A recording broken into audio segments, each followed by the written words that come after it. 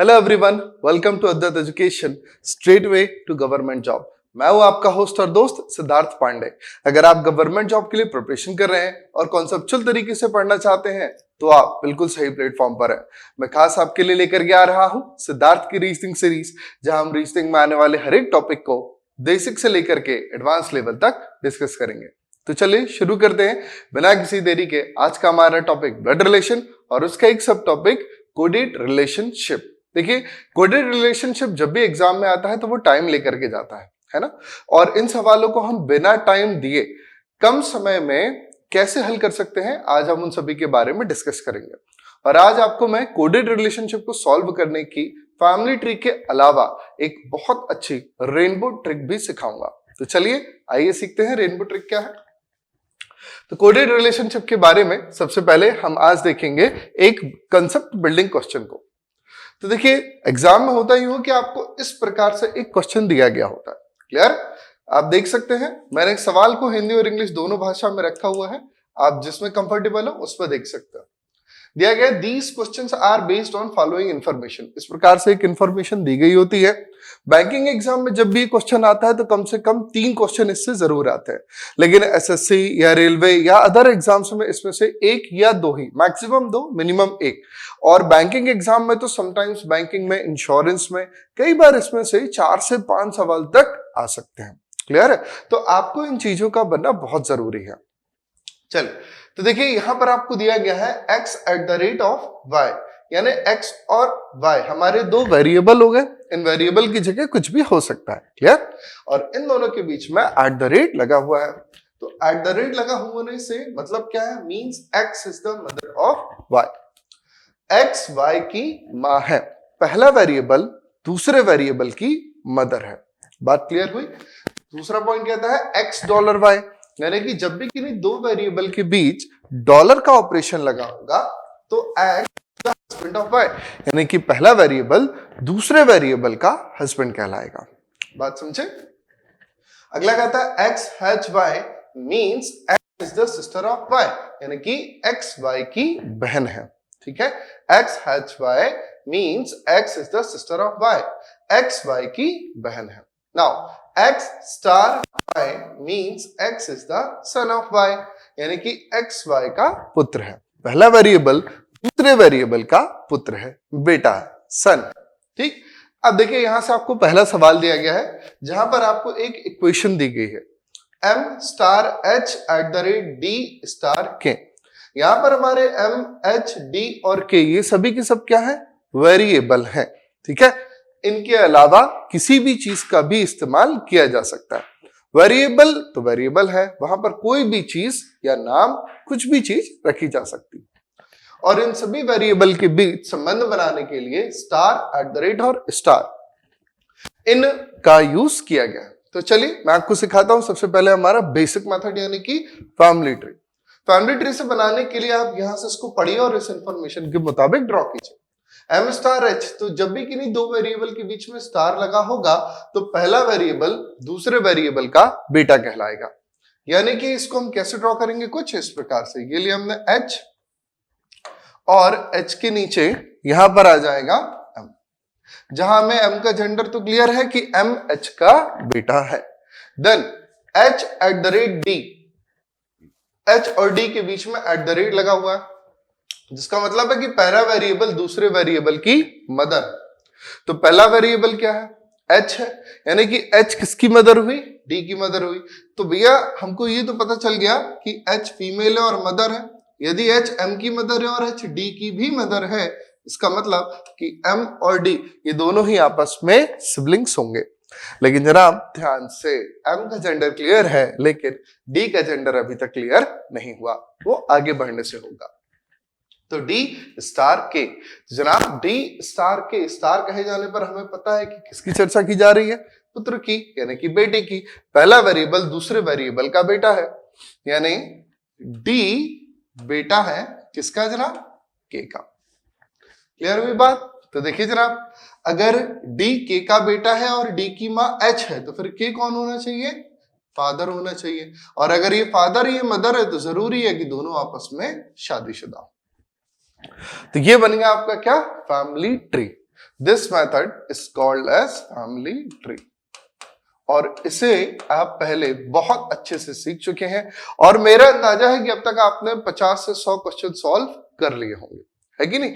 चलिए तो यहां से आपसे पूछा क्या गया है, व्हाट इज रिलेशनशिप ऑफ के विद एम। ठीक है, व्हाट इज रिलेशनशिप ऑफ के विद एम। एम का के साथ क्या संबंध है, या एम के साथ के का क्या संबंध है। तो का लगा हुआ किसके पास, के पास। तो देख लीजिए के का क्या संबंध है, के एम का क्या है जनाब, पिता है ना। तो ये हो गया हमारा आंसर क्या, फादर, यानी कि पिता। Now see the most important rainbow method. अब मैं आपको रेनबो बनाना सिखाता हूं। रेनबो कैसे बनता है, आइए। तो सबसे पहले हम इक्वेशन लेंगे। यहां लिखा हमने m star h at the rate of d and star k। इस इक्वेशन को हमने एज इट इज लिखा, ठीक है। अब इसके बाद देखिए m स्टार h कहे जाने पर किसकी चर्चा की जा रही है, पुत्र की। तो हम इन दोनों के बीच में एक इस प्रकार का रिलेशन बनाएंगे, ठीक। जेंडर किसका क्लियर हो रहा है, पहले व्यक्ति का, तो हम एरो बना देंगे पहले व्यक्ति के साथ और यहां पर लिख देंगे हम सन। अगला H और D के बीच हम इस प्रकार से एरो बनाएंगे। यहां पर भी पहले ही व्यक्ति का जेंडर क्लियर हो रहा है, इसीलिए एरो H की तरफ आएगा। जिस भी व्यक्ति का जेंडर क्लियर होगा उसी की तरफ एरो जाएगा। सपोज D का एरो अगर क्लियर हो रहा होता तो ये एरो किसकी तरफ जाता, जरा D की तरफ जाता। इन दोनों के बीच रिलेशनशिप किस चीज की है, मदर की है। तो यहां हमने लिख दिया भाई मदर। नाउ D से K, तो D से K के बीच देख लीजिए किसका जेंडर क्लियर हो रहा है, D का ही तो क्लियर हो रहा है। यहां पर लिखा मैंने सन, ठीक। अब नाउ सी K को अपने आप को मान लीजिए कि भाई K मैं हूं, और K को अपने आप को मानते हुए आगे संबंध बनाइए। अगर K मैं हूं तो मेरा बेटा है कौन, D, और मेरे बेटे की मां, मेरे बेटे की मां मेरी क्या कहलाई, वाइफ, यानी कि पत्नी, ठीक है। मेरे बेटे की मां मेरी क्या कहलाई, पत्नी। मेरे बेटे की मां मेरी कहलाई वाइफ, यानी कि पत्नी। और मेरे वाइफ का बेटा मेरा क्या कहलाया, सन। और जब ये मेरी वाइफ है यानी के का जेंडर क्लियर हो गया कि क्या है, मेल है। तो यदि एम के का बेटा है और के मेल है तो के एम का क्या कह रहा है जनाब, फादर कहलाया। तो अगेन आंसर इज फादर।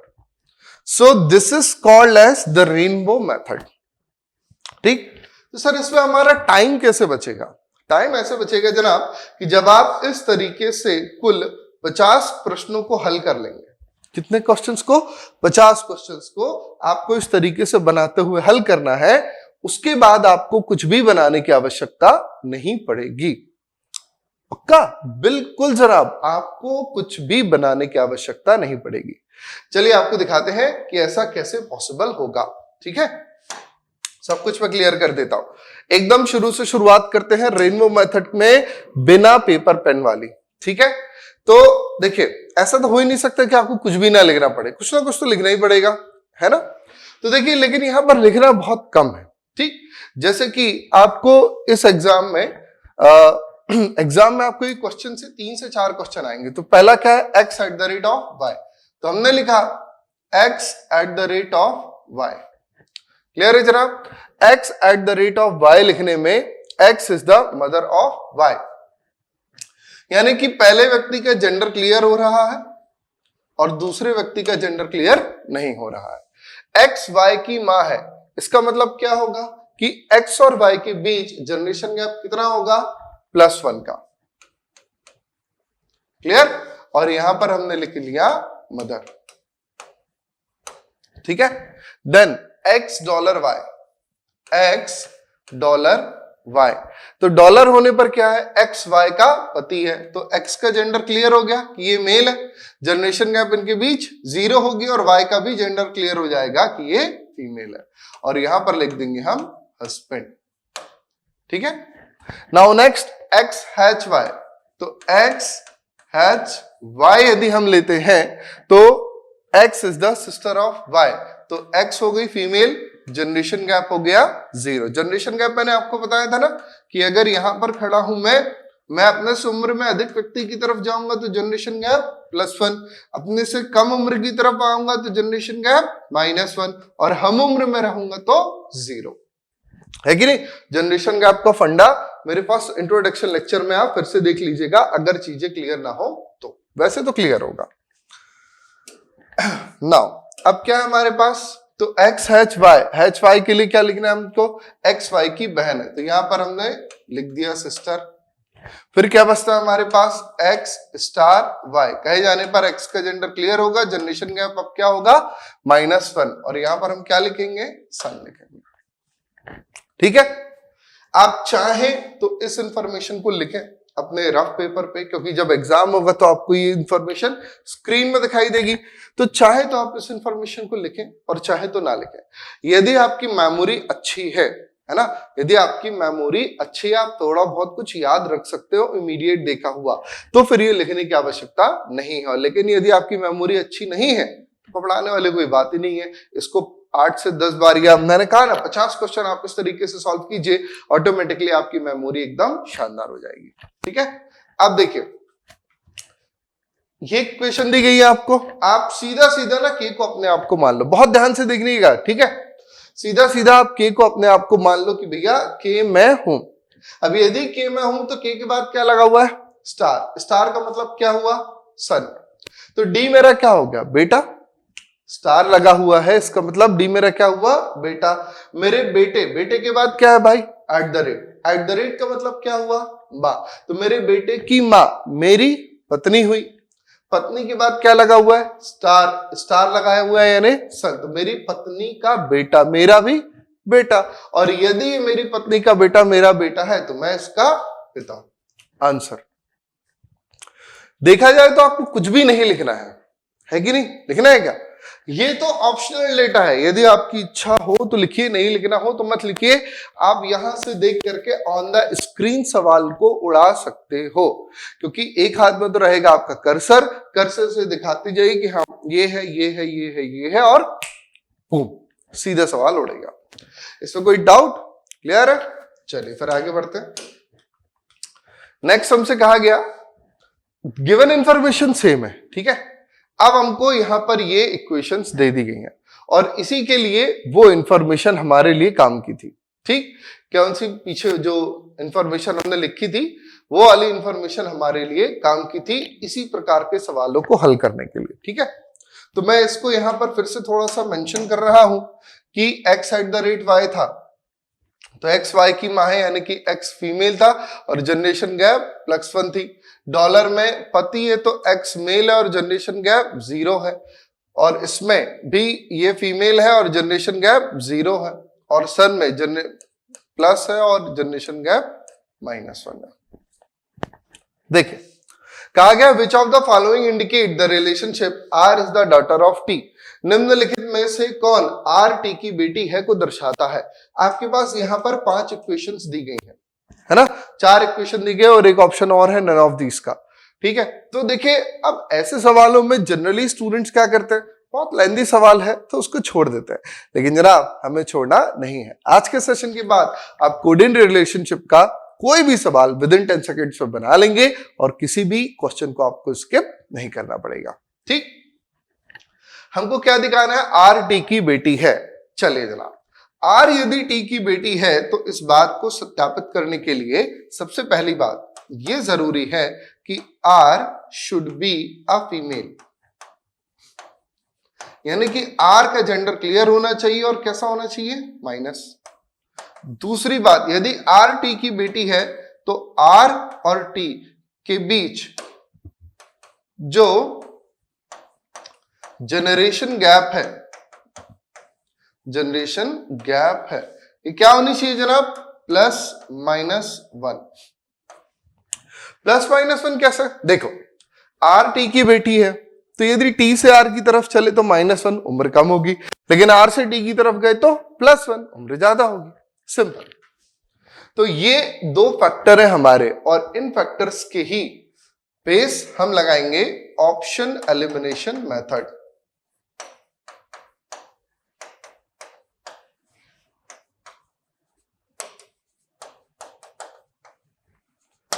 किन दो बात के आधार पर?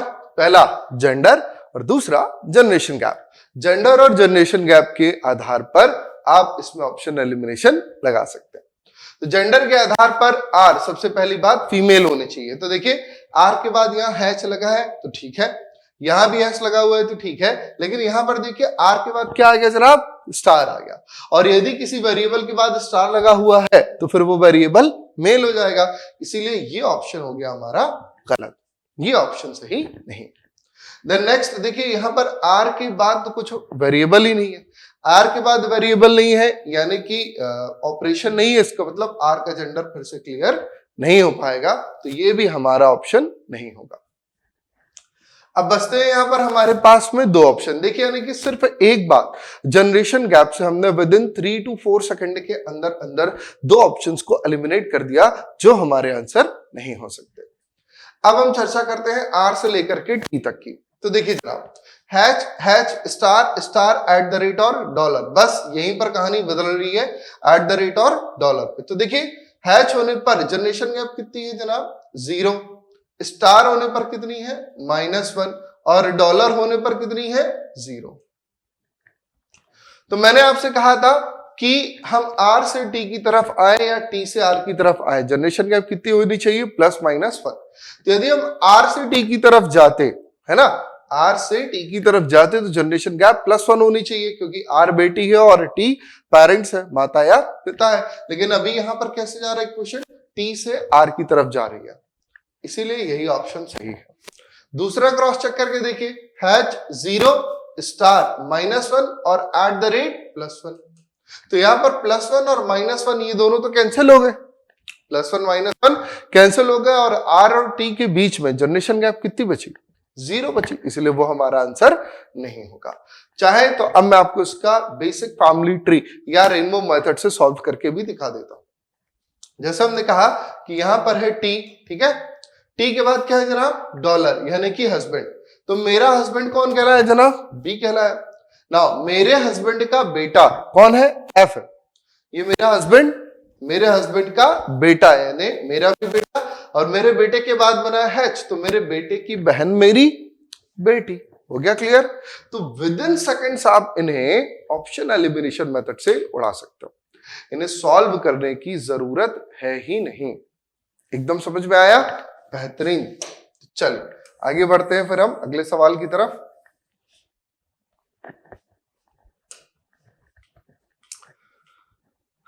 नेक्स्ट हमको दिया गया है, एक इक्वेशन दी गई है और फिर कहा गया है then which of the following is definitely true, और ये हमारे पास में 4 अलग अलग ऑप्शंस दिए गए हैं।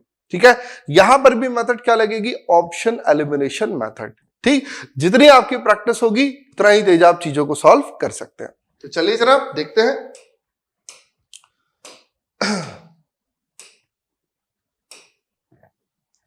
तो बताइए L is the brother of F। यदि L ब्रदर होगा तो L का जेंडर डेफिनेटली क्या होना चाहिए? मेल होना चाहिए। जब भी किसी, अब देखिए यहां L के बाद तो कोई भी ऑपरेशन है ही नहीं, और यदि ऑपरेशन नहीं है इसका मतलब L का जेंडर क्लियरली डिसाइड नहीं हो पाएगा, जिसकी वजह से ऑप्शन नंबर 1 हमने कर दिया एलिमिनेट, अलग हो गया। F is the sister of L, तो F यदि सिस्टर है तो F should be a female. F के बाद लगा हुआ है हैच, और हैच होने पर F का जेंडर क्या होता है? फीमेल होता है, यानी अभी ये ऑप्शन हमारा बचा हुआ है।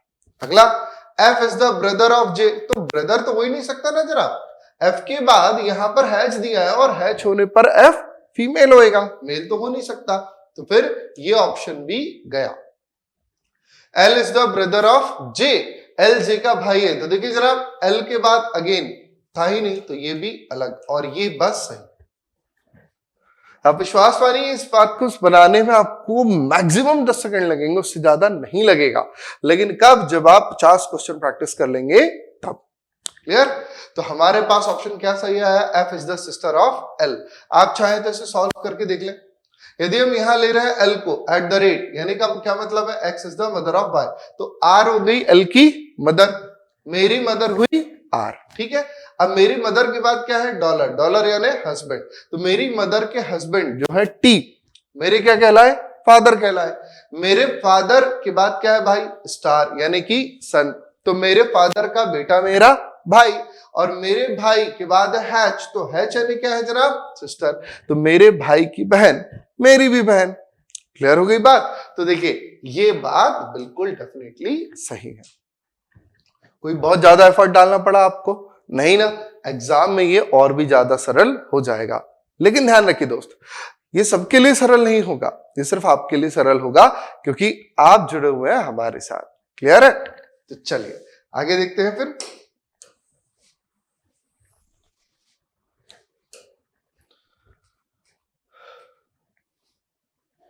नेक्स्ट में एक मैं नया सवाल ले रहा हूं और इसकी इंफॉर्मेशन जो है वो थोड़ी सी बदल चुकी है। यहां पर हमसे कहा गया है कि P@Q means P is the brother of Q, ठीक है, P Q का भाई है। तो इसको थोड़ा सा लिख लेते हम कि P इंटू Q में है P इज द ब्रदर, यानी कि P हुआ मेल और जनरेशन गैप हो गई 0। Now P minus Q, P minus Q कहे जाने पर क्या होगा, P हो गई Q की बहन, यानी कि ये फीमेल और जनरेशन गैप अगेन 0।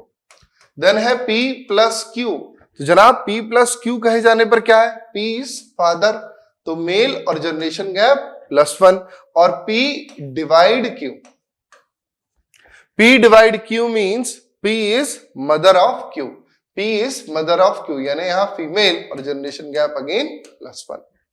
+1 रहेगा, जब भी आप अपने से ऊपर जा रहे हैं तो +1, नीचे आ रहे हैं तो -1, और हम उम्र के रिश्ते पर 0 जनरेशन गैप। क्लियर रहेगा? फाइन। अब देखिए हमको इसमें से दिखाना है MN का भतीजा है। तो सबसे पहली बात क्या होगी जनाब कि M should be a male and the generation gap between M and the N should be, M और N के बीच पीढ़ी अंतराल यानी कि जनरेशन गैप कितना होना चाहिए, -1 का। यदि आप M से N की तरफ जा रहे हो तो +1 हो जाएगा, लेकिन N से M की तरफ आ रहे हो तो -1 हो जाएगा। ठीक है, तो आइए चलिए देखते हैं। यहां पर मैं प्लस भी लगा दे रहा हूं प्लस माइनस के लिए। नाउ तो पहले ऑप्शन में देखिए क्या M का जेंडर क्लियर हो रहा है, नहीं हो रहा। दूसरे में हो रहा है क्या, नहीं हो रहा। तीसरे में हो रहा है क्या, हाँ हो तो रहा है, माइनस लगा हुआ है, और माइनस लगे होने पर क्या होगा, पहला व्यक्ति फीमेल होगा, यानी ये भी ऑप्शन गलत। अच्छा क्या आपके पास में डी, लेकिन नन ऑफ दीज भी है, तो इसीलिए प्रॉपरली क्रॉस चेक करके देख लीजिए। इनटू होने पर पहला व्यक्ति मेल होगा, और N और M के बीच में जनरेशन गैप क्या होगी, माइनस है और प्लस है, तो माइनस होने पर 0 होती है और प्लस होने पर +1 होती है। तो यहां पर है +1 और ये है 0। दोनों बातें सेटिस्फाइड कर गई, दोनों ही पैरामीटर 100% सेटिस्फाई कर रहे हैं, तो यही हमारा आंसर है। चाहे तो सॉल्व करके देख ले। M का तो जेंडर तो पति चल चुका है कि हाँ भाई M मेल है।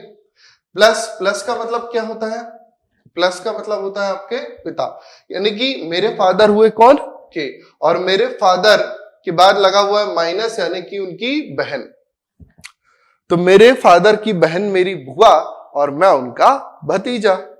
क्लियर हो गई बात, क्या हो गया, नेफ्यू। पॉइंट क्लियर हुआ एकदम। चल आगे बढ़ाते हैं फिर इसको। नेक्स्ट मेन इंफॉर्मेशन वही है, क्वेश्चन एक नया लिया गया, how is T related to D. ये इक्वेशन है, यहां पर आपको बताना है टी का डी से क्या संबंध है। यहां पर भी आप ना सॉल्व करने से पहले ही ऑप्शन एलिमिनेशन लगा सकते हो। देखो टी के बाद क्या लगा हुआ है, डिवाइड, और डिवाइड होने से टी क्या होता है, फीमेल होता है, तो जो भी मेल वाले ऑप्शन है उड़ा दो। तो कौन कौन से ऑप्शन उड़ेंगे, पहला तो भतीजा उड़ जाएगा, दूसरा पिता उड़ जाएगा, बचेगा क्या, नीस और डॉटर, यही बचेगा ना। किसका किससे बताना है, टी का डी से बताना है ना। तो टी का डी से बताने के लिए अगर देखा जाए तो डिवाइड का मतलब क्या है जनाब, माँ, तो T is the mother of R, T R की माँ है, और आर माइनस डी यानी कि आर डी की बहन है। तो ये क्या कहलाई, मेरी बेटी, और मेरी बेटी की बहन क्या कहलाई, वो भी मेरी बेटी ही तो कहलाई। तो यहां पर देखिए, लेकिन हमको बताना क्या है, T, how is T related to D, how is T related to D, तो टी का जेंडर तो भैया क्लियर हो गया, डेफिनेट है, लेकिन रिलेटेड टू डी है ना, तो डी को अपने आप को मानेंगे। अब डी को यदि मैं अपने आप को मानूंगा तो डी माइनस यानी कि बहन, आर हो गई मेरी बहन, और डिवाइड मतलब क्या है, माँ, मेरी बहन की माँ जरा मेरी भी माँ। क्या ऑप्शन में मदर दिया? नहीं दिया। Answer is none of these. Point clear हुआ? ठीक, तो चलिए फिर आगे बढ़े। नेक्स्ट देखिए क्या कहा गया है, कॉमन इंफॉर्मेशन है, सवाल नहीं आया। एफ डब्ल्यू की बेटी है, हमें इन सभी बातों पे सत्यापित करना है। अगेन मारो ऑप्शन एलिमिनेशन मेथड। एफ यदि डब्ल्यू की बेटी है तो सबसे पहली बात होना क्या चाहिए कि F should be a female, है ना, एफ क्या होनी चाहिए, फीमेल होनी चाहिए। और दूसरा पॉइंट क्या है, एफ डब्ल्यू की बेटी यानी कि एफ और डब्ल्यू के बीच जनरेशन गैप +1 या -1 होना चाहिए, डिपेंड करता है किससे किसकी तरफ जा रहे हैं। ठीक, तो अब देखिए जनाब क्या कहा गया है, तो पहले वाले ऑप्शन में देखिए एफ का जेंडर क्लियर हो रहा है क्या? नहीं हो रहा, दूसरे में भी नहीं हो रहा, तीसरे में माइनस और चौथे में प्लस। तो माइनस होने पर फीमेल और प्लस होने पर मेल, बिना कुछ किए यहां पर टिक कीजिए, जय श्री राम बोल करके आगे बढ़ जाइए। क्यों जय श्री राम? क्यों भाई, नन ऑफ दीज भी है ना, तुक्का मार दो फिर, क्योंकि नन ऑफ दीज को चेक करने में फिर आपका टाइम जाएगा, तो समटाइम्स आपको थोड़ा सा रिस्क लेना पड़ेगा। No risk no gain, within second से सवाल मारना है तो लिटिल बिट रिस्क तो होगा ही होगा। पॉइंट क्लियर हुआ? चलिए आगे बढ़ते हैं फिर।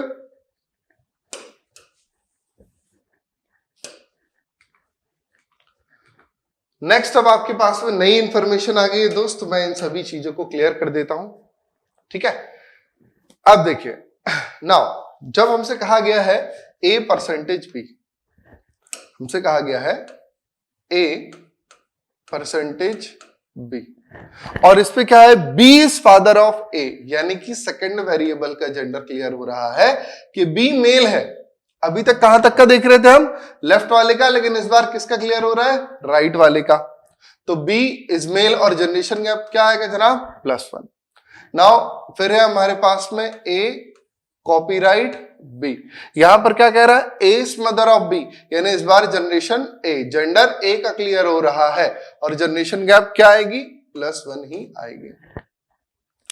फिर कहा गया है a is equals to b, में किसका क्लियर हो रहा है, a is sister of b, यानी ये फीमेल और जनरेशन गैप 0, यही लिख देते हैं 0 और यहां लिख लेते हैं हम +1, इसको मिटा देते हैं, नहीं तो फिर ये कंफ्यूजन पैदा करेगा। नेक्स्ट कहा गया जनाब a eight the rate of b, तो a eight the rate of b में क्या है, b is the brother of a, b is the brother of a, तो b का जेंडर क्लियर, अब दोनों के बीच जनरेशन गैप हुआ 0। a is wife of b, किस पर है, a $b पे, a इज वाइफ यानी कि ये है फीमेल और जनरेशन गैप 0, और वाइफ है यानी कि फिर b भी क्या हो जाएगा जनाब, मेल हो जाएगा, ठीक है। फिर क्या है हमारे पास आखिरी बचा हुआ है a plus b, a plus b में क्या कहा गया है, b सन ऑफ a, तो b का जेंडर क्लियर हुआ कि मेल है और जनरेशन गैप क्या है, -1, नीचे जा रहे हैं ना, तो जनरेशन गैप -1। नाउ कहा गया how is p related to k, ठीक है, इसको भी आप ओरली बना सकते हो, कोई दिक्कत नहीं है, लेकिन चूंकि हमको पता है इस बार शफल किया गया डेटा, कुछ जगह लेफ्ट वाले वेरिएबल का जेंडर क्लियर हो रहा है और कुछ जगह राइट वाले वेरिएबल का जेंडर क्लियर हो रहा है, तो इसीलिए हमें पहले इसको मैं आपको थोड़ा सा बेहतर तरीके से दिखा देता हूं। कहा गया हमसे कि k copyright j equals to m $r plus n और at the rate of p, ये दिया गया है ना, वेरी गुड। तो आइए अब बनाते हैं रिलेशनशिप। तो देखिए k कॉपीराइट j, कॉपीराइट कहे जाने पर किसका जेंडर क्लियर हुआ जनाब, k का, एरो किसकी तरफ दे देंगे हम, k की तरफ, और कॉपीराइट कहे जाने पर पॉइंट क्या है, मदर, यानी रिलेशनशिप है मदर की। Now j equals to m, तो j इक्वल टू m होने पर अगेन किसका जेंडर क्लियर हो रहा है, j का, और इनके बीच में रिलेशनशिप क्या आ रही है, सिस्टर की, तो यहां पर हमने लिख दिया सिस्टर। नाउ $M, तो $M में जेंडर किसका क्लियर हो रहा है? दोनों का ही क्लियर हो रहा है, लेकिन रिलेशनशिप देखिए किसकी दी गई है? ए बी की पत्नी है ना, तो यहां पर हमने एरो दिया M की तरफ और लिख दिया वाइफ। नाउ R+N, प्लस होने पर जेंडर किसका क्लियर हो रहा है? N का। यहां पर R एक कॉमन वेरिएबल होगा। R यहां पर क्या है जनाब? कॉमन वेरिएबल है। कैसा कॉमन वेरिएबल सर? अभी बता रहे जरा, रुकिए थोड़ा सा, रुको जरा। तो R से N की तरफ यदि हम जाते हैं, R से N की तरफ यदि हम जाते हैं तो फिर क्या पॉइंट आएगा? प्लस है ना, प्लस यानी कि क्या हुआ? सन, तो सन यानी कि बेटा। नाउ R से P की तरफ है @ और यहां पर भी जनरेशन किसका, जेंडर किसका क्लियर हो रहा है? सेकंड वेरिएबल यानी कि P का, और @ का मतलब है ब्रदर, ब्रो, यो ब्रो यो। R क्या है जरा? कॉमन वेरिएबल है। संबंध क्या पूछा गया? P का कैसे संबंधित? P K से कैसे संबंधित? How is P related to K? P का जेंडर क्लियर है, K को मान लो अपने आप को, तो K को आप अपने आप को मान लोगे तो जाना थोड़ा सा कठिन होगा। यहां पर जो कॉमन वेरिएबल है ना R, हमें इसकी मदद लेकर के रिलेशनशिप को ड्रॉ करना होगा, ठीक है। तो यदि R में हूं तो मेरी पत्नी है M, मेरी पत्नी की बहन मेरी साली है कि नहीं जनाब? मेरी पत्नी, ये तो है मेरी पत्नी थी, और मेरी पत्नी की बहन मेरी क्या कहलाई? साली यानी कि सिस्टर इन लॉ, और मेरी सिस्टर इन लॉ की मदर मेरी क्या कहलाई जनाब? मदर इन लॉ, ठीक है ना।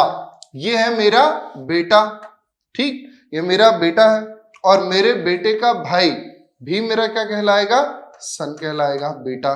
तो देखिए मेरा बेटा मेरी सास का क्या लगेगा? How is P related to K? तो मेरा बेटा मेरी सास का क्या कहलाएगा जनाब? पोता, ग्रैंडसन।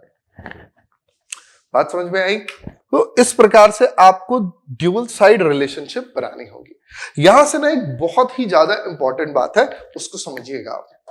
क्या इंपॉर्टेंट बात है? देखिए यदि यहां पर हूं मैं, ये हूं मैं, ठीक है, और यहां पर है मेरा बेटा, और यहां पर है मेरी मां, ठीक। नाउ सी, यदि मैं अपने से मेरी मां की तरफ जा रहा हूं तो जनरेशन गैप क्या होगी जनाब? +1। और यदि मैं अपने से मेरे बेटे की तरफ जा रहा हूं तो जनरेशन गैप क्या होगी जनाब? -1। लेकिन मेरी मां और मेरे बेटे के बीच जनरेशन गैप क्या होनी चाहिए जनाब? +-2। मेरी मां से मेरे बेटे के बीच, तो मेरी मां मेरे बेटे की क्या कहलाएगी? ग्रैंड मदर, ग्रैंड यानी कि generation gap 2, great grand mother यानी जनरेशन गैप 3। पॉइंट क्लियर हुआ? मैं अगर देखा जाए तो मेरी मां और मेरे बेटे के बीच जनरेशन गैप होगी +-2 की। कैसे? यदि मेरी मां से बेटे की तरफ जाएंगे, मां से बेटे की तरफ, ज्यादा उम्र से कम उम्र की तरफ, तो जनरेशन गैप माइनस में आएगी, कम उम्र से ज्यादा उम्र की तरफ तो जनरेशन गैप प्लस में आएगी। क्लियर? तो ऐसे सिचुएशन होने पर क्या होएगा? +1 और -1 दोनों ऐड हो जाएंगे। Point clear? समझ गए आप? अब देखिए अगेन, यदि यहां पर खड़ा हुआ हूं मैं, ठीक है, और इस तरफ है मेरा बेटा, मैं मेरे बेटे से की तरफ जाऊंगा तो जनरेशन गैप -1, और इस तरफ है मेरी बेटी, ठीक है, तो जनरेशन गैप क्या होगी? अगेन यहां पर भी -1। तो यहां पर -1 दोनों मिलकर के क्या हो जाएंगे जनाब?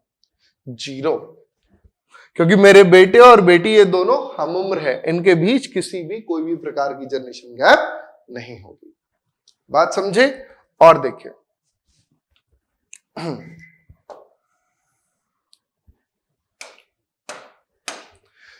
यदि ये हूं मैं, ठीक, यहां पर है मेरे पिता, तो जनरेशन गैप क्या हुई जनाब? +1, और इस तरफ है मेरी माता, यहां पर आए हैं अगर हम तो जनरेशन गैप भी +1, लेकिन इन दोनों के बीच जनरेशन गैप क्या होगी जनाब? 0, क्योंकि मेरे पिता और मेरी माता ये दोनों ही कैसे हैं? हम उम्र है ना, इसीलिए जनरेशन गैप कैसी हो जाएगी? 0 हो जाएगी। +1 +1 यहां पर क्या होंगे? 0 होंगे। ठीक, +1 और +1 ऐसी सिचुएशन होने पर, यानी कि जब मेरे से बाय डायरेक्शनल जा रहा है। लेकिन देखिए सपोज यदि मैं लिख रहा हूं यहां पर है मैं, यहां पर है मेरी माँ, तो जनरेशन गैप क्या हुआ +1, और यहां पर है मेरी माँ के पिता, तो अगेन यहां पर क्या हुआ जनरेशन गैप +1, तो मेरे और इनके बीच में जनरेशन गैप क्या हो जाएगी +2 हो जाएगी। तो मैं ये सिखाना चाह रहा हूं आपको कि जब कॉमन वेरिएबल्स हम एक ही डायरेक्शन में जा रहे हैं तो फिर प्लस प्लस प्लस ही होएगा, माइनस माइनस फिर माइनस में ही आएगा।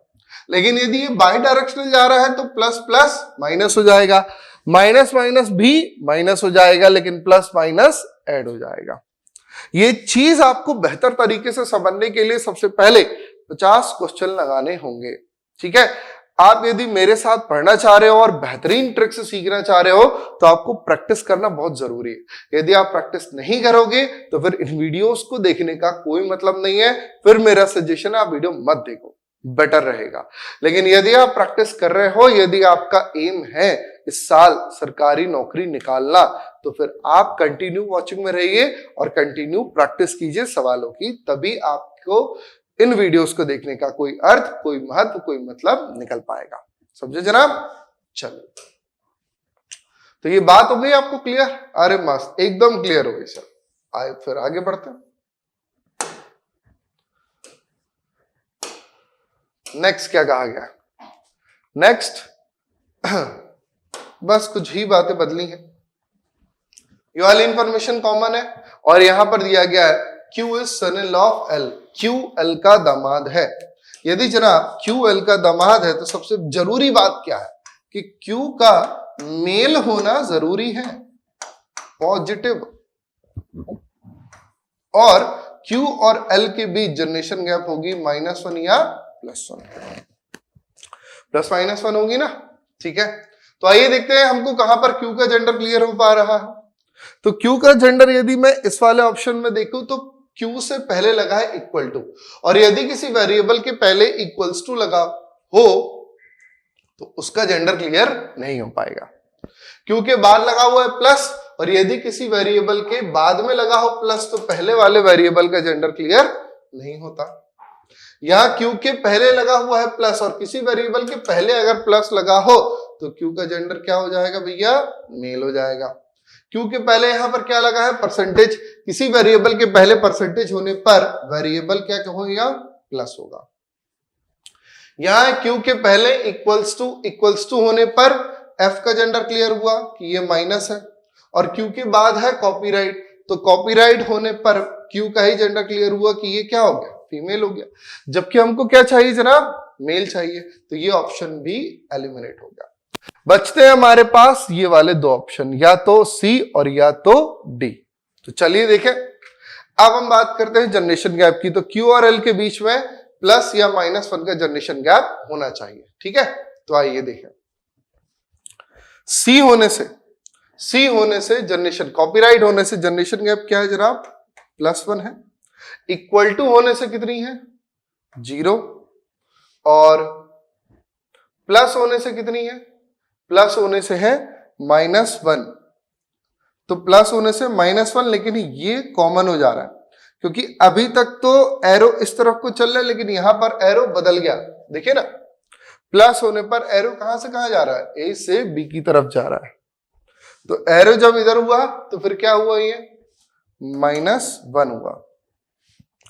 K @n, @ होने पर क्या कहानी बन रही है? फिर से इसी तरफ जा रहे हैं अपन, तो ये क्या होगा?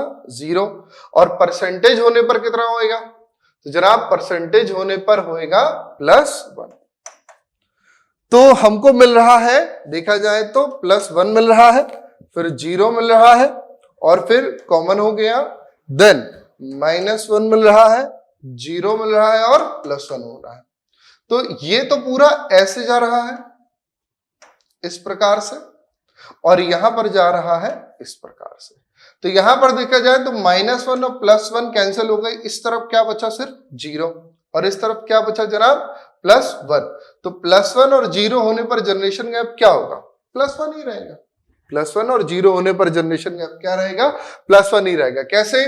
देखिए, यदि यहां पर हूं मैं, ठीक है, और यहां पर है मेरे पिता, तो जनरेशन गैप क्या हुई, +1 हुई, और इस तरफ को है मेरी पत्नी, तो यहां पर जनरेशन गैप क्या हुई, 0। तो मेरे पिता और पत्नी के बीच भी जनरेशन गैप क्या होगी, +1 ही होगी ना, है कि नहीं, क्योंकि हम दोनों के बीच तो जनरेशन गैप 0 है।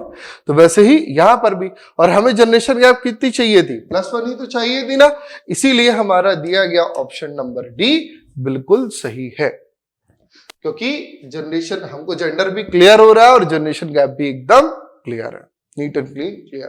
क्लियर, तो ऑप्शन नंबर डी हमारा आंसर हो जाएगा। लेकिन जनाब इतनी जल्दबाजी मत कीजिए, ऑप्शन सी को भी क्रॉस चेक करना जरूरी है।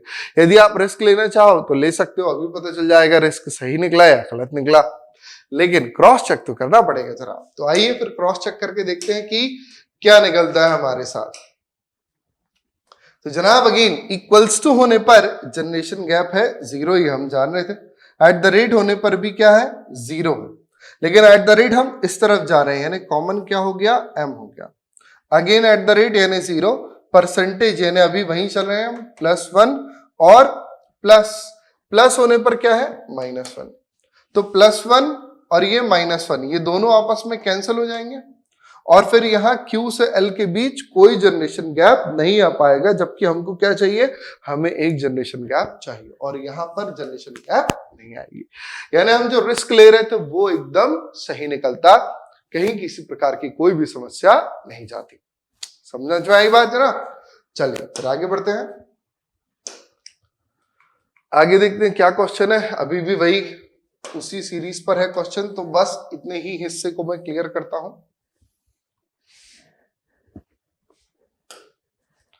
कहा गया है which shows M is son of D, M D का पुत्र है। तो जनाब आपको बहुत अच्छे से पता है कि M D का पुत्र कब होगा, जब M मेल हो और M और D के बीच जनरेशन गैप प्लस या -1 हो। M D का पुत्र है तो M से D की तरफ जाने पर +1 और D से M की तरफ आने पर -1। तो आइए जनाब क्रॉस चेक करते हैं, ये रही आपकी इक्वेशन, ठीक है। इक्वेशन को मैं थोड़ा और बेहतर तरीके से लिख देता हूं ताकि आपको और अच्छे से समझ में आ सके, ठीक है। लीजिए लिख देते हैं, हमने लिखा है M at the rate of H, then percentage K at the rate of L, copyright P और इक्वल्स टू में है Q। Clear, now see. अब हमको M का जेंडर कहां कहां मिल रहा है, which shows that M is son of D। In options में से चेक कीजिए। तो यदि हम यहां पर इन ऑप्शंस में से चेक कर रहे हैं तो इसको लिखने की तो आवश्यकता ही नहीं थी, ये एक्चुअली उसी ऑप्शंस में होगा, ठीक है। तो M D का पुत्र है यानी कि M should be a male. तो चेक तो करो भाई जरा M कहां कहां मिल रहा है। तो M यदि हम पहले वाले ऑप्शन में देखें, इसकी हमें कोई जरूरत नहीं है, ये जबरदस्ती है। यदि हम पहले वाले ऑप्शन में इसको चेक करते हैं तो M के बाद क्या लगा हुआ है जनाब, eight the rate. Eight the rate होने पर M का जेंडर क्लियर नहीं हो पाएगा। दूसरे में क्या है, M के बाद लगा हुआ है डॉलर, और किसी वेरिएबल के बाद अगर डॉलर लगा हो, किसी वेरिएबल के बाद अगर डॉलर लगा हो तो वेरिएबल फीमेल है, ये ऑप्शन भी गलत।